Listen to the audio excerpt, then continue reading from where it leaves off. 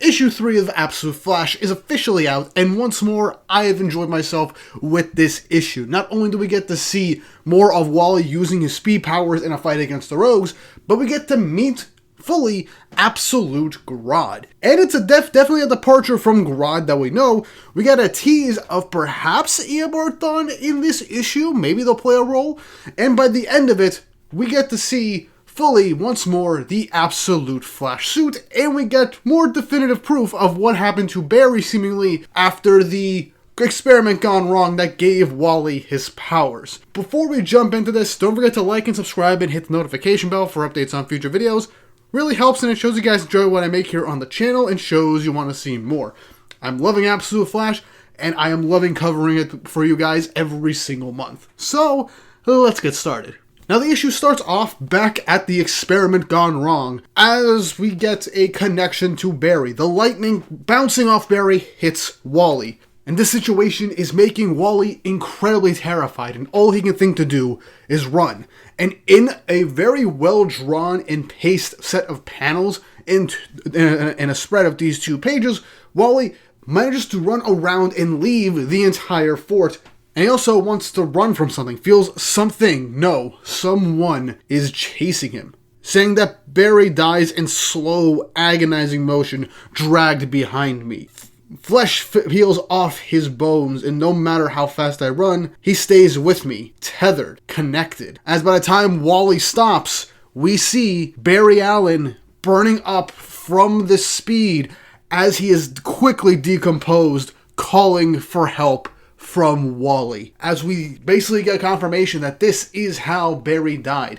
While they were connected from the experiment and that lightning created from it, and Wally ended up running away, he was being dragged across from Wally's speed, and the force from it just caused him to just rapidly burn and decay until he actually ended up dying. So I guess it is kind of true. Wally technically did kill Barry by accident. At least, that might be what we're being led to believe. For all we know, things could be different, because based off of Wally's powers and how he's been flashing back and forth, past and future in the previous 2 issues, there's definitely something that could be done more. But Wally manages to make it to a farm on the outskirts, goes into a barn to try and calm down so that he can just stop. And once he finally goes to sleep, takes a nap and rests, we cut back to the Rogues as Cold is talking to Wally's father, telling him that they lost him and that things have gotten kind of difficult right now. But Wally's dad wants Wally back alive, and so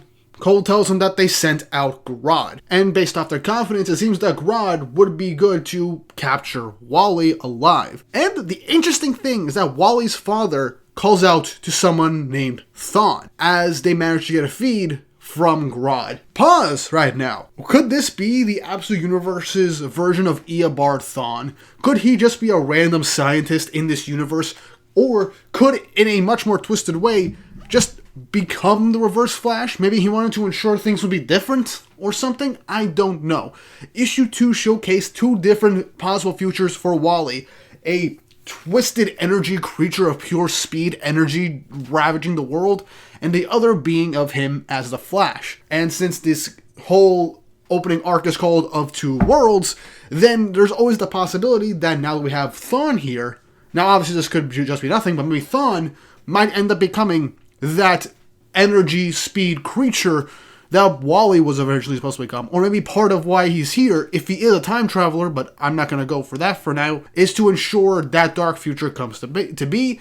Or he could just be a regular scientist thrown in as an Easter egg, as of right now, he is not important to the overall plot. I'm being very theorizing here, but the possibilities are definitely out there. But we see that they're actually watching everything that's going on through Grodd's eyes. Now, I didn't expect Grodd to be a green chimpanzee with an exposed super brain, but hey, Absolute Universe, different interpretations of characters, this is interesting. But Grodd goes up to Wally, and Wally recognizes Grodd from the lab at the fort. Grodd and Wally touch fingers, all E.T. style, and then Grodd connects to Wally's mind. And in a 2-page spread, and with how these two are positioned, referencing God and Adam, that famous picture, that famous painting, we get to see glimpses of Wally's memories. From the accident, to him interacting with Barry, to the speed energy flowing through him, his interaction with his dad. And then we get cross memories, with both Wally and Grodd seeing and having their memories cross over.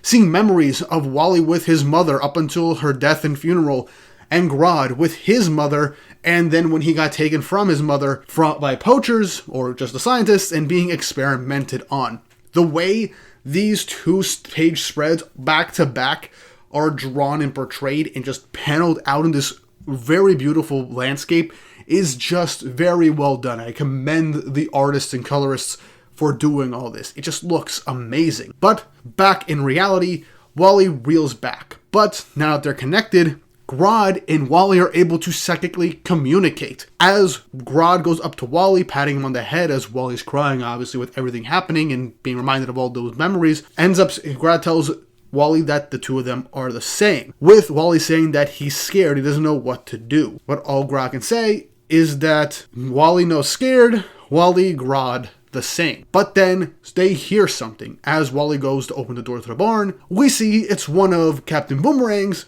boomerangs, as it destroys the barn, with Wally and Grodd just barely managing to get out there. And so the rogues are coming. Wally tells Grodd to run, but that's when Wally's powers begin to fluctuate, with a vision of the dead Barry Allen being killed, and him being pulled all over the place from his speed, time-esque power, energy thing. I still want to call it the Speed Force, but it doesn't seem to, but apparently this isn't the Speed Force. It's something else entirely. Wally is just falling apart at the seams, saying how he messed up and all the things that he did, envisioning Barry, even envisioning that twisted speed energy creature that he saw, the things I saw. But it's then that Grodd taps Wally on the forehead, saying, "You're not scared, Wally and Grodd. Grodd and Wally." And in that instance, Grodd helps calm down Wally from his panic attack, causing his powers to not go out of control in that instance, and then uses his psychic abilities on Glider to end up making her just crash, and then just making the rogues just go off course for a second, catching them off guard. As Grodd is officially just gone rogue. He's defected from the rogues and from the government, seemingly, and is going to help Wally now. So that's something that I wasn't expecting. And so Trickster ends up trying to get out, but Grodd's mental attacks get them as well. Boomerang tries to attack with his boomerangs and flies towards Wally.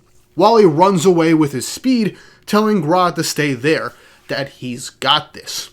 And as Wally ends up running past Boomerang, he ends up hitting him with a massively strong and quick punch to the face, knocking Boomerang down. All with Wally saying, "No, I can't run, can I? Not anymore. So I stop for once, I face it head on." He doesn't stand a chance. As Wally goes up to Grodd, as Grodd is telling Wally to go. But Wally tells him no. Together. We go together. Wally and Grodd. And with that, Wally speeds away from the location to get away from the rogues and heads back to where Barry's body is, as he buries it and grabs his suit, with the ending narrations being, "Any life I knew is gone, and I know now, I really know I can't go back.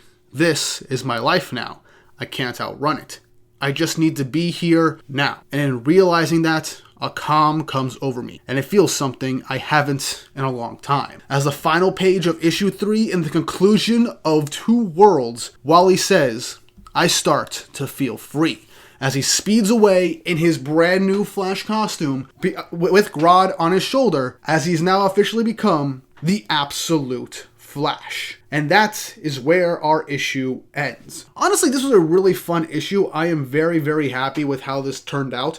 Based off of the imagery we saw in this comic, in this issue, it's very possible that in that instance, all the stress, all the trauma that Wally experienced was seemingly going to make him transform into that energy, speed creature that he saw in that vision of the possible branches to his future that he saw in issue 2. But Grodd being there, having that connection, seeing that they both lost their mothers and were put, thanks to the science team and whatever, into this very dark and twisted situation with their lives being ruined and being brought to shreds, essentially, Grodd helped calm Wally down. And as the two of them are together, Wally just stops running for a second, thinks, calms himself, and for the first time in this issue, I didn't mention when he punched Boomerang, but he actually actively controlled his speed. Not only being able to be aware of where he's running and going, but being able to land a very vital punch to Boomerang being incredibly precise and controlling what he was able to do, which is definitely the first step Wally needed in becoming the Flash. And with Grodd there, Grodd essentially becomes his partner. The two of them communicating through Psychic Link is very cool. And now, seemingly, Grodd is going to help Wally become the Flash, the best possible version of the Flash. And with a psychic like Grodd, this psychic monkey as his basically sidekick, is definitely going to make for some interesting storytelling going forward. And I can't wait to see how we're going to go with this. Basically, Wally on the run from his father and the entirety of the military to kind of hunt him down. I love how Boomerang was just like, screw it. Why would we have to take this kid alive? Let's take him down. Obviously from the barn being destroyed, but yeah. The military, primarily Wally's father wants him alive. So we're going to have to see what's going to happen there. Are we going to see more rogues?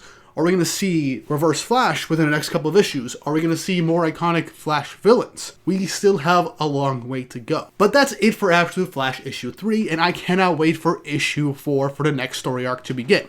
What did you guys feel about this issue? How do you feel about Wally's journey so far? And how are you liking Absolute Flash? And what do you think is going to happen next? Leave your thoughts and opinions in the comment section down below. With all that said and done, I hope you all have an awesome day.